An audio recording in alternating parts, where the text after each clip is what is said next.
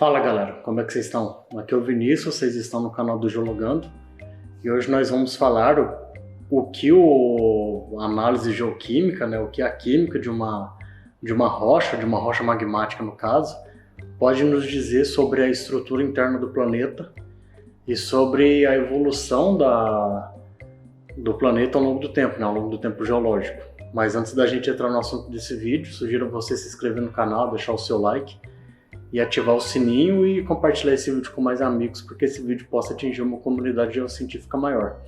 E bora ir para o conteúdo, Quando nós observamos a evolução da crosta continental ao longo do tempo, o manto ele tem um papel muito importante nesse processo, Quando nós observamos uma zona de acreção de crosta oceânica ou uma zona de limite divergente, o manto nessas localidades ele vai sendo fundido ao longo do tempo, E nesse processo de fusão ele vai ficando cada vez mais empobrecido em elementos químicos incompatíveis.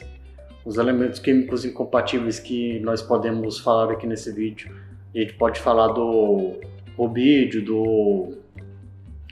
do bário, do potássio, do nióbio, do lantânio e outros, Então, quando a gente parte lá de tempos mais antigos da geologia, da evolução geológica como o Arqueano, Paleoproterozoico, e nós observamos a evolução do manto, o manto, naquela época nós chamamos de manto primitivo, que é um manto que não havia até então sido submetido a esses processos de empobrecimento, de fusão parcial. Como a gente observa os comatites, eles vão ter uma alta concentração desses elementos químicos incompatíveis, e quando nós vamos para tempos mais recentes do nosso tempo atual, o manto ele vai ficando cada vez mais empobrecido nesses elementos químicos. E o que seriam os elementos químicos incompatíveis? Quando o manto ele é submetido a esse processo de fusão parcial, alguns elementos que não se encaixam na estrutura cristalina da rocha que está sendo fundida nesse processo, esses elementos químicos eles vão embora junto com o magma, junto com esse magma basáltico que está sendo gerado. Isso são os elementos químicos incompatíveis. Então nós podemos chamar esses elementos químicos de hidromagmáticos, que são esses elementos que vão embora, E os elementos compatíveis são os elementos que eles ficam no resíduo, na rocha que sobrou. Então quando a gente olha para uma zona de acreção, uma zona de limite divergente onde está tendo esse processo de fusão parcial do manto, onde vai gerar aqueles magmas da série toleítica que nós discutimos nesse vídeo aqui em cima. Se a gente observar, essas rochas ali são rochas de caráter ultrabásico, como os lerzolitos, Eu nunca consigo falar esse nome de primeira. Então esse lerzolito, quando ele é submetido à fusão parcial, ali em torno de 15, 20, 25%, vai se gerar esse magmatismo basáltico, e de sobra, de resto que fica ali no manto, vai se gerar então um rasburgito, Então esse rasburgito seria o resultado final desse processo de fusão parcial, e é uma rocha que fica ali no manto enquanto esse magma que foi gerado, ele vai ser expulso. Lembrando que o manto ele não é magma, não é lava e não é líquido, o manto é sólido. Mas ao longo do tempo geológico ele vai se comportar como um fluido. Eu sempre digo isso aqui por causa que é algo que é relativamente corriqueiro de encontrar aqui, principalmente na internet, que o pessoal diz, o manto é um magma, o manto é um líquido. Não, o manto é metade sólido e metade líquido. Não, cara, o manto é sólido. Então o que acontece? Um ponto bem interessante de se observar também a concentração desses elementos químicos, Então, quando a gente observa principalmente os isótopos de estrôncio, como a gente faz uma razão de estrôncio 87 e estrôncio 86, se você não entende o que seria isótopo, o que seria decaimento radioativo de elementos químicos e a gênese de novos elementos, vou deixar um vídeo aqui em cima, você vai lá. Mas quando nós observamos os OIBs, que são os basaltos de ilha oceânica, como no caso do Havaí, o que acontece é que esses magmas, eles são mais ricos em elementos químicos incompatíveis. Esses magmas gerados em hotspots e também esses magmas oriundos de plumas mantélicas, né? Como a gente olha os LIPs. Então, quando a gente observa os OIBs, que é os basaltos de ilha oceânica, e os LIPs, que é essas grandes províncias ígneas, como no caso da formação Serra Geral aqui na Bacia do Paraná, esses dois conjuntos de produto, de rocha, eles vão ter essa alta concentração de elementos químicos incompatíveis, só que os LIPs vão ter um pouco mais abaixo, vai ter uma concentração um pouco menor que os OIBs. Em contrapartida, quando nós observamos esses basaltos de dorsal oceânica, que são esses gerados nessa zona de limite divergente, eles vão ter uma concentração bem mais baixa. Então, eles têm essa concentração baixa de elementos químicos incompatíveis, né? Então, quando a gente observa, no caso do estronço 87 e estronço 86, que nos MORBs eles vão ter uma concentração em torno de 0,701 a 0,703, os OIBs eles vão ter uma concentração um pouco mais elevada, que vai ser ali em torno de 0,703, 0,705. É uma característica deles. Então, quando nós observamos os OIBs, e nós vamos olhar essa distribuição geoquímica, um ponto de partida seria que esse reservatório que nós estamos observando para formação desse magmatismo, né, é que essas regiões profundas, enquanto os MORBs vão ter uma profundidade um pouco mais alta, assim, em torno ali de 60 km de profundidade, os OIBs vão ter uma profundidade bem maior. Então eles são de zonas mais profundas do manto. Então, possivelmente essas zonas elas não sofreram esse processo de extração, né? Eles não foram empobrecidos ao longo do tempo, por isso eles são ricos em elementos químicos incompatíveis. Só que quando nós olhamos os OIBs, assim, nós damos um zoom nesse processo, possivelmente se tem 3 ou mais reservatórios desse magmatismo, né? Então, um reservatório é o que a gente chama de IMO, eu só vou escrever o nome aqui embaixo porque eu não sei falar esse nome, mas esse reservatório ele é caracterizado por uma alta razão de urânio 238 e chumbo 204 e uma alta razão de chumbo 206 e chumbo 204. Esse seria o primeiro reservatório, né? Enquanto o segundo reservatório é o que a gente chama de EM1, ou manto enriquecido do tipo 1, que vai ter uma razão moderadamente baixa de chumbo 206 e chumbo 204 e uma razão moderada de estronço 87 e estronço 86.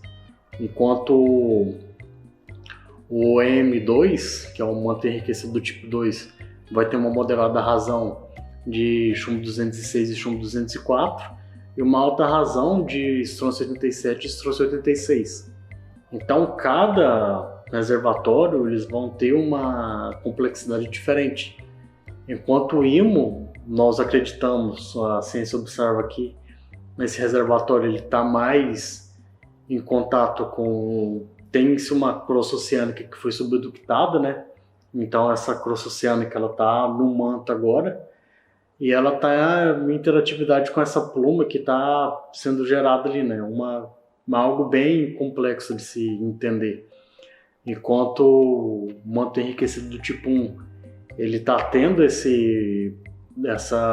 conjunção com fatores de sedimentos pelíticos, né, da crosta que está sendo subductada, enquanto o reservatório do tipo 2, o manto enriquecido do tipo 2, ele está tendo uma mistura ali com sedimento detritítico que foi subductado ali junto com a crosta, né? Então esse é o primeiro processo, uma primeira característica dos OIBs, né? E por que nós acreditamos que esse IMO ele é um reservatório que está sofrendo uma contaminação de uma crosta que foi subductada e reside agora no manto, né? Porque quando a gente olha essa razão de estronço 87 e estronço 86, é uma razão bem próxima daquelas razões quando a gente observa os basaltos do tipo Morbe, né? Que são aqueles basaltos de distensão de placa, né? De zonas de limite divergente. E outro ponto bastante importante, essa alta razão que se tem de urânio 208 e chumbo 204, né? Então acredita-se que nesse processo de subducção de uma placa, os fluidos eles são expulsos durante o processo de metamorfismo, né? Quando a gente sai de uma fase xisto verde e começa a ir para uma fase eclogito, o que acontece é que essa crosta oceânica está sendo desidratada e esse fluido é expulso. Então, nessa expulsão desse fluido, o chumbo vai embora. Então, é por isso que quando a gente observa essa razão de urânio 238 e chumbo 204, vai dar uma alta razão para os ímãs, né? Partindo agora para outro ponto, quando a gente observa os morbs vão ter uma baixa concentração dos elementos químicos incompatíveis, né? Então, quando a gente só observa esse ponto, a gente chama eles de N-morbs, ou os morbs normais, né?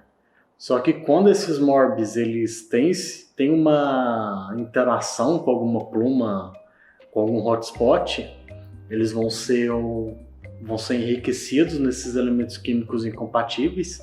Então a gente pode chamar eles de E-morbs ou P-morbs, E de morbs enriquecidos e P de morbs de pluma, né, como acontece no caso da Islândia. E quando esses morbs eles têm são intermediários entre esses N-morbs e os E-morbs, a gente vai chamar de morbs transicionais. Então, só dando uma recapitulada básica aqui, os OIBs são os de basaltos de oceânicas, né, que são relacionados com hotspot, vão ser aquele magmatismo da série alcalina, enquanto os morbs, eles são de zonas de divergência, né, de limite divergente de crosta oceânica. Então, o que acontece no geral é aqueles magmas da série toleítica.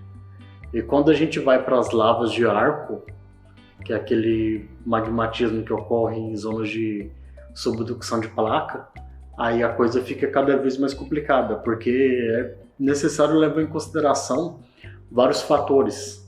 Vou elencar alguns aqui, como o tipo de sedimento que está presente na crosta que está sendo subductada e o tipo de fluido que está inserido todo nesse sistema, né? Então a gente tem uma bacia sedimentar ali que está sobreposta sobre uma crosta oceânica, essa bacia, a crosta oceânica está sendo subductada, só que nessa bacia, de zona de subducção para outra zona de subducção, a coisa muda muito, né? Tipo de sedimento, tipo de fluido que está dentro da rocha. Se essa zona de subducção é uma zona de interação de crosta oceânica com crosta continental, então vai se ter essa interação desse magma que está sendo gerado em profundidade com magma que está sendo gerado na crosta continental. Então isso fica cada vez mais complicado, né, quando a gente observa esses caráteres. O importante dessas lavas de arco, né, de zona de subducção de placas, é a questão que nesse magmatismo, o magmatismo mais hidratado, né, seria a série calçocalina. E outro ponto bastante interessante a se levar também quando nós estamos numa zona ali de retroarco, como naquele processo de rollback, por extensão do retroarco, nós podemos gerar um magmatismo em zonas mais superficiais, não vai ser tão profundo como naquele magmatismo que está ocorrendo em profundidade, que vai ser ali em torno de 100 km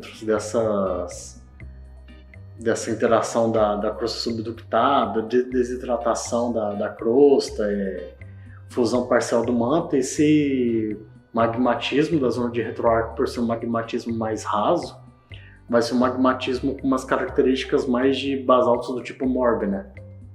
Então, outro ponto a ser levado em consideração também, a tamanha complexidade desse magmatismo de zona de subducção, é que devido à idade de algumas crostas oceânicas, se a crosta oceânica for muito nova, ela vai ser muito quente, ela vai ser menos densa, né? Nós podemos parcialmente fundir essa crosta oceânica, né? Então, a temperatura que essa crosta oceânica tem permite a fusão parcial dela, né? Então nós podemos gerar um magmatismo andaquítico, que seria esse magmatismo gerado pela subducção de crosta oceânica relativamente jovem. Então esse magmatismo aqui é o magmatismo que eu considero o mais complexo, né? Que tem que se levar em consideração vários fatores que estão ocorrendo ali. E também é um magmatismo mais explosivo, né? Esses magmatismos de subducção da série cálcio-alcalina, um magmatismo bem explosivo, por reter mais os gases, toda essa problemática que eles têm, né? Então o vídeo de hoje vai ficando por aqui e a gente se vê numa próxima ocasião e até a próxima, gente. Falou!